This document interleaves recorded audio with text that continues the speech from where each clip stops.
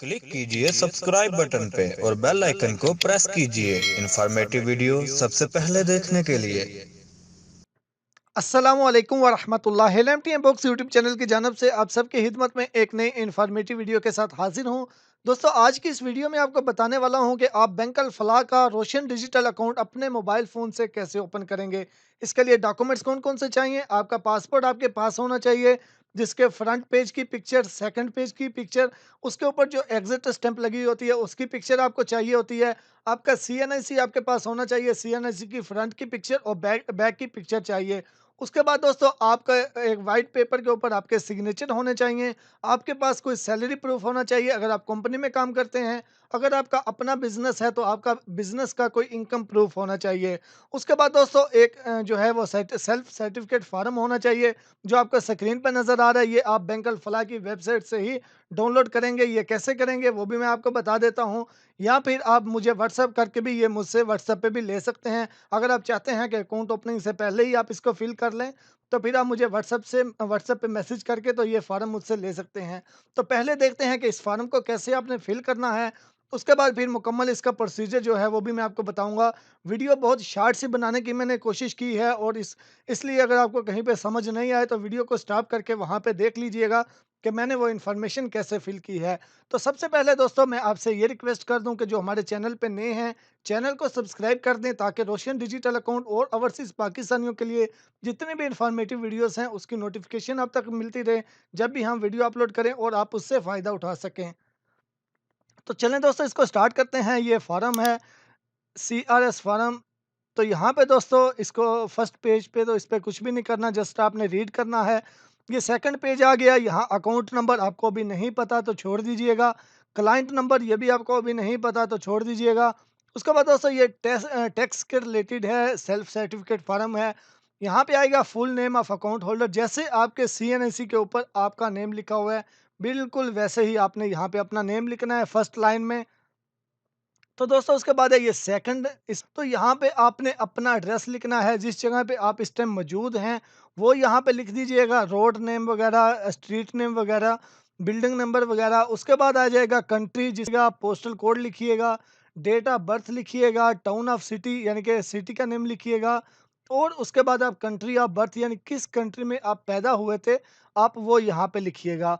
उसके बाद दोस्तों, यहाँ पे ये नीचे फिर से आपसे एड्रेस मांग रहा है। नीचे वाले एड्रेस का मतलब ये है कि ये नीचे वाला अगर मेलिंग एड्रेस, यानी कि जिस एड्रेस के ऊपर आपको बैंक की तरफ से अगर कोई चीज़ आपको भेजी गई, फॉर एग्जांपल एटीएम कार्ड या फिर चेकबुक वगैरह, तो वो अगर आप चाहते हैं कि जो ऊपर आपने ये करंट एड्रेस दिया इसके ऊपर आपको नहीं आए, किसी और एड्रेस पे आप मंगवाना चाहते हैं, तो वो आपने नीचे लिखना है। लेकिन अगर आप चाहते हैं कि सेम ऊपर वाले एड्रेस पे ही आए, तो फिर ये नीचे वाला आप इसको छोड़ दीजिएगा।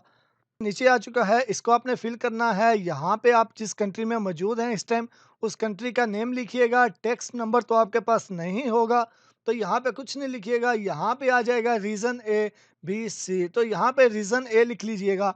रीज़न ए का मतलब ये होगा, यहाँ आप नीचे से रीड भी कर सकते हैं कि जिस कंट्री में आप रहते हैं वहाँ उस वो कंट्री आपको कोई भी टैक्स नंबर इशू नहीं करता। रीज़न ए का मतलब ये होगा।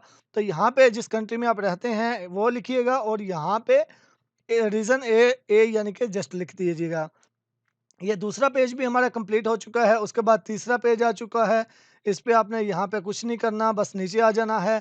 सो आपने अपना नेम लिख लेना है। यहाँ पे नीचे आपने अपने सिग्नेचर कर देने हैं, और यहाँ पे आपने लिख देनी है डेट। ये 3 चीज़ें आपने कर देनी है बस। उसके बाद ये ब्रांच वाले ही फिल करेंगे, और ये लास्ट पेज पे भी आपने कुछ नहीं करना, बस जो ऊपर आपको बता दिया वही बस आपने करना है। तो चलें दोस्तों, आप प्रोसीजर को स्टार्ट करते हैं। अगर अभी तक आपने इस वीडियो को लाइक नहीं किया तो प्लीज़ दोस्तों लाइक के बटन को प्रेस कर दें। इसमें आपको कोई नुकसान तो नहीं होने वाला, लेकिन हमारी हौसला अफ़ज़ाई ज़रूर हो जाएगी। तो चलिए अब मोबाइल की स्क्रीन पे चलते हैं और बाकी इसका प्रोसीजर जो है वो कंप्लीट करते हैं। तो दोस्तों, ब्राउज़र ओपन कर लेना है। जो भी ब्राउज़र आप यूज़ करते हैं उस ब्राउज़र को ओपन करके तो बैंक की वेबसाइट को आपने ओपन करना है। bankalfalah.com ये लिख के आप सर्च कीजिएगा, स्क्रीन पे भी आपको नज़र आ रहा है। तो आपने इस वेबसाइट को ओपन कर लेना है। इस वेबसाइट के मेन पेज पे ही आपको मिलेगा रोशन डिजिटल अकाउंट। तो यहाँ पे आपको लिखा हुआ नज़र आएगा ओपन ए अकाउंट। तो आपने ओपन ए अकाउंट पे क्लिक करना है। इसके ऊपर दोस्तों 2 किस्म के अकाउंट्स हैं, एक है कन्वेंशनल और दूसरा है इस्लामिक। यहाँ पे आपको दोनों के ऑप्शंस जो हैं ये नज़र आ जाएँगे। आप अपनी मर्ज़ी से सेलेक्ट कर सकते हैं, आप कौन-सा ओपन करना चाहते हैं। उसके बाद यहाँ पे लिखा हुआ है रिज़्यूम एप्लीकेशन, यानी कि कोई भी एप्लीकेशन आपने हाफ़ में छोड़ दी थी, तो उसको दोबारा से आप यहाँ से कंटिन्यू कर सकते हैं। तो मैं दोस्तों ओपन इस्लामिक अकाउंट जो है इस पे क्लिक करता हूँ, मैं ये ओपन करना चाहता हूँ। उसके बाद आएगा आइडेंटिटी टाइप, यानी कि आपके पास सीएनआईसी है, नाइकॉप है, जो भी है वो आपने सेलेक्ट करना है। उसके बाद आईडी नंबर, आपने अपना सीएनआईसी नंबर लिखना है यहाँ पे। आईडी एक्सपायरी डेट, आपके शनाख्ती कार्ड की जो एक्सपायरी डेट है वो लिखनी है। आईडी इश्यू डेट, इश्यू यानी कि आपका आईडी कार्ड कब इश्यू हुआ था वो डेट लिखनी है। उसके बाद दोस्तों आपने अपना ईमेल एड्रेस लिखना है। ईमेल एड्रेस लिखने के बाद आपने अपना कंट्री कोड के साथ, यानी कि प्लस लगा के कंट्री कोड के साथ मोबाइल नंबर लिखना है। तो दोस्तों मोबाइल नंबर कंट्री कोड के साथ ही आप लिखिएगा जैसे आपको स्क्रीन पे नज़र आ रहा है। उसके बाद जो आपका आईडी कार्ड है यानी शनाख्ती कार्ड, उसकी फ्रंट साइड की पिक्चर यहाँ पे क्लिक करके आपने सेलेक्ट करनी है और अपलोड करनी है, और उसके बाद इसी तरीके से आईडी कार्ड की बैक साइड की पिक्चर यहाँ पे क्लिक करके आपने वो सिलेक्ट करके अपलोड करनी है। तो दोस्तों ये हमारा पहला स्टेप जो है ये कंप्लीट हो चुका है। उसके बाद सेव एंड नेक्स्ट पे आपने क्लिक करना है। सेव एंड नेक्स्ट पे क्लिक करेंगे, यही पेज रिफ्रेश होके आएगा और इसके लास्ट में अभी एक और बॉक्स आ जाएगा जहाँ पे आपने वन टाइम पासवर्ड लिखना है। जो वन टाइम पासवर्ड आपको ईमेल एड्रेस जो आपने लिखा था उसमें आपको रिसीव हुआ। तो दोस्तों जो आपने वन टाइम पासवर्ड यहाँ पे लिखा, जो आपको ईमेल एड्रेस में रिसीव हुआ था, वो लिखने के बाद आपने वेरीफाई पे क्लिक करना है। यहाँ टर्म्स एंड कंडीशंस आ चुकी हैं, इन सबको आपने एग्री करना है। आप लास्ट में चले जाइएगा इसी पेज के, तो यहाँ पे आपने टिक करनी है। टिक करने के बाद आपने सेव एंड नेक्स्ट पे क्लिक कर देना है। नेक्स्ट पे क्लिक करेंगे, अब यहाँ पे देखेंगे इसके 5 स्टेप्स हैं जिस पे हम दूसरे स्टेप पे अभी पहुँचे हैं। तो यहाँ पे सबसे पहले है नेम, आपने लिखना है जैसे आपके सीएनएसजी पे आपका नेम लिखा हुआ है, बिल्कुल उसी तरीके से। उसके बाद आपने अपने फादर का नेम लिख लेना है, फादर का नेम और मदर का नेम। मदर के नेम भी लिखने के बाद आपने लिखना है आपने लिखनी है अपनी डेट ऑफ बर्थ, कब आप पैदा हुए थे। उसके बाद प्लेस ऑफ बर्थ, किस कंट्री में आप पैदा हुए थे। उसके बाद आ जाएगा कंट्री ऑफ रेजिडेंस, यानी कि किस कंट्री में आप इस टाइम मौजूद हैं, उस कंट्री का आपने नेम लिखना है यहाँ पे। उसके बाद आएगा पासपोर्ट नंबर, आपने अपना पासपोर्ट नंबर लिखना है। ये लिखने के बाद इस पेज को हम कर लेते हैं नीचे की जानिब। तो अब दोस्तों यहाँ पे आ जाएगा, इसके बाद आएगा अकाउंट इन्फॉर्मेशन, ये लैंडलाइन नंबर है, लिखना चाहते हैं लिख लीजिएगा वरना छोड़ दीजिएगा। उसके बाद आएगा अकाउंट इन्फॉर्मेशन। सबसे पहले ये है कि आप कौन सी करेंसी में अकाउंट ओपन करना चाहते हैं। मैं डॉलर में करना चाहता हूँ। यहाँ पे काफ़ी करेंसीज हैं जिसमें आप करना चाहते हैं, आप अपनी मर्जी से कर सकते हैं, या फिर पाकिस्तानी में ही कर लीजिएगा, PKR में। जो आपको करेंसी बेस्ट लगती है आपने उसी में ओपन करना है। उसके बाद है दोस्तों, आप करंट अकाउंट ओपन करना चाहते हैं या फिर सेविंग अकाउंट ओपन करना चाहते हैं, वो सिलेक्ट कीजिएगा। इसके बाद दोस्तों आ गया अकाउंट नंबर। यहाँ पे आपने वो अकाउंट नंबर लिखना है जिस अकाउंट से आप इस बैंक अल फलाह के अकाउंट में पैसे सेंड करेंगे। यानी कि किसी भी कंट्री में आपका कोई भी अकाउंट है तो उसका नंबर यहाँ पे लिखना है, अकाउंट नंबर। अगर नहीं है तो किसी दोस्त का लिख लीजिएगा। उसके बाद दोस्तों आएगा एग्जिस्टिंग बैंकल फलाह अकाउंट नंबर, यानी कि बैंकल फलाह में आपका पहले कोई अकाउंट है, अगर है तो उसका अकाउंट नंबर लिखिएगा, अगर नहीं है तो इसको छोड़ दीजिएगा। उसके बाद दोस्तों ये ज़कात का ऑप्शन आ चुका है, ये पूछ रहा है कि क्या आपको ज़कात की छूट है। यानी कि ये उनके लिए है जो गैर मुस्लिम हैं, यानी कि अगर उन गैर मुस्लिम है कोई, उसको ज़कात की छूट है तो वो बोलेगा कि जी मुझे ज़कात की छूट है। तो जो मुस्लिम्स हैं उनको ज़कात की छूट नहीं होती, तो आपने ये इस तरीके से इसको सेलेक्ट करना है। उसके बाद दोस्तों हम करते हैं save and next. Save and next पे क्लिक करते हैं तो उसके बाद दोस्तों आ जाएगा हमारे सामने नया पेज, यानी कि नंबर 3 स्टेप आ जाएगा। यहाँ पे अब हमने एड्रेस लिखना है। सबसे पहले है करंट एड्रेस, यानी कि जिस जगह पे आप इस टाइम मौजूद हैं आपने वो एड्रेस लिखना है। यहाँ एड्रेस में आपने एड्रेस लाइन लिख लेनी है जैसे आपको स्क्रीन पर नज़र आ रही है, मैंने अपना लिखा हुआ है। उसके बाद दोस्तों आ जाएगा पोस्टल कोड, गूगल से सर्च कर सकते हैं। पोस्टल कोड लिखने के बाद आपने कंट्री सेलेक्ट करना है, किस कंट्री में हैं आप इस टाइम। कंट्री के बाद दोस्तों आ जाएगा सिटी, किस सिटी में हैं आप इस टाइम।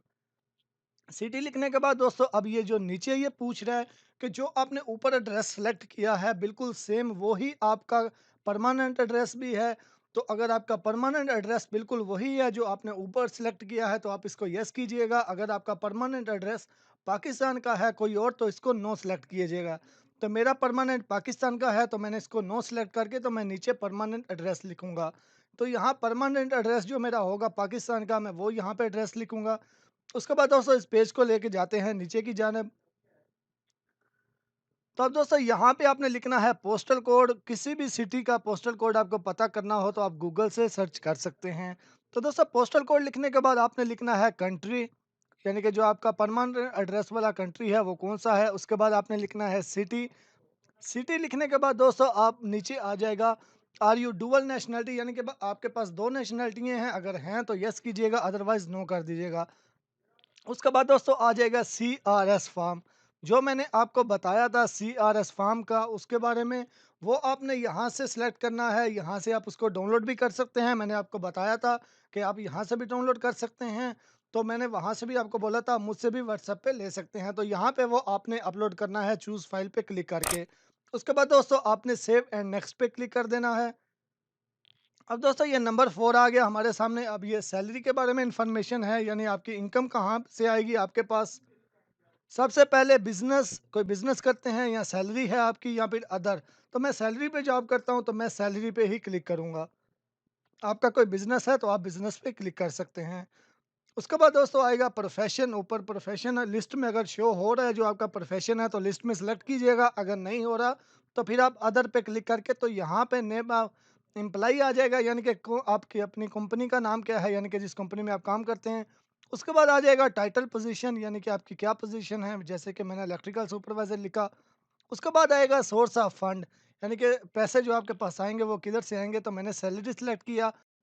उसके बाद वो पूछ रहा है कि आपकी मंथली कितनी सैलरी है तकरीबन, यानी कि एस्टिमेटेड, तो आपने यहाँ से वो लिखना है। उसके बाद वो पूछ रहा है कि आप 1 महीने में तकरीबन कितना क्रेडिट करेंगे अपने अकाउंट में, तो आपने यहाँ से वो सिलेक्ट करना है। उसके बाद दोस्तों इस पेज को लेकर आते हैं नीचे। अब यहाँ पे source of income, proof of income, यानी कि अगर आपने सैलरी सेलेक्ट किया तो फिर सैलरी पेपर, या फिर आपने बिजनेस किया तो फिर बिजनेस का कोई आपके पास प्रूफ है तो वो आपने यहाँ पे अपलोड करना है। उसके बाद दोस्तों आ जाएगा ऑफिस एड्रेस, यानी कि अगर आप कंपनी में काम करते हैं तो कंपनी का एड्रेस लिखेंगे, या फिर आप जिस अगर कोई आपका बिजनेस है तो उसका मुकम्मल एड्रेस आप यहाँ पे लिखेंगे। इस तरीके से सारा पोस्टल कोड वगैरह, कंट्री वगैरह, सिटी वगैरह, ये सब कुछ आपने लिखना है। तो दोस्तों ये सारी इन्फॉर्मेशन देने के बाद, एड्रेस देने के बाद हम सेव एंड नेक्स्ट पे क्लिक करेंगे। अब दोस्तों हमारा आ जाएगा लास्ट वाला पेज, यानी कि डॉक्यूमेंट्स हमने अपलोड करने हैं। तो सबसे पहले दोस्तों डॉक्यूमेंट में आ जाएगा पासपोर्ट फर्स्ट पेज, यानी कि जो आपके पासपोर्ट का फर्स्ट पेज है जिसके ऊपर आपकी पिक्चर होती है, आपने वो सिलेक्ट करना है और अपलोड करना है।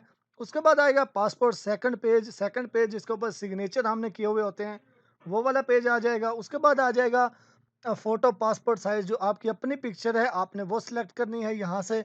उसके बाद आएगा स्कैन सिग्नेचर, यानी कि वाइट पेपर के ऊपर आपके सिग्नेचर होने चाहिए, वो वाला पेपर आ जाएगा। उसके बाद आ जाएगा प्रूफ ऑफ एनआरपी स्टेटस, यानी कि पासपोर्ट के ऊपर आपकी जो एग्जिट स्टैंप लगी हुई है उसकी पिक्चर आपने अपलोड करनी है। उसके बाद आपने सेव एंड नेक्स्ट पे क्लिक करना है। तो दोस्तों जैसे ही आप सेव एंड नेक्स्ट पे क्लिक करेंगे तो दोस्तों ये देखिए हमारा अकाउंट जो है ये ओपन हो चुका है। आईबैन नंबर, स्विफ्ट नंबर, तो ये सारी डिटेल हमें जो है ये दे दी गई है, आपको ईमेल भी आएगी। तो दोस्तों अब आपने वेट करना है, आपको आईबैन नंबर तो मिल गया लेकिन इसको एक्टिवेट होने में थोड़ा टाइम लगेगा। पहले बैंक आपके डॉक्यूमेंट्स वेरीफाई करेगा, तो उसके बाद जो है वो आपका अकाउंट जो है वो एक्टिवेट करेगा। जब आपका अकाउंट एक्टिवेट करेगा तो आपको ईमेल एड्रेस में ही उसकी जो आईडी वगैरह होगी, one time password, one time user name, वो आपको सेंड करेगा। उसकी मदद से फिर आपने इंटरनेट बैंकिंग की रजिस्ट्रेशन करनी है। इंटरनेट बैंकिंग की रजिस्ट्रेशन कैसे करते हैं उसकी वीडियो चैनल में अवेलेबल है। इस वीडियो के डिस्क्रिप्शन में भी और फर्स्ट कमेंट में भी उसका लिंक दे रहा हूँ, आप उसको देख के तो इसकी रजिस्ट्रेशन कर सकते हैं। उम्मीद करता हूँ आपको वीडियो अच्छी लगी होगी। मुझे दुआओं में याद रखिएगा। अल्लाह हाफिज़।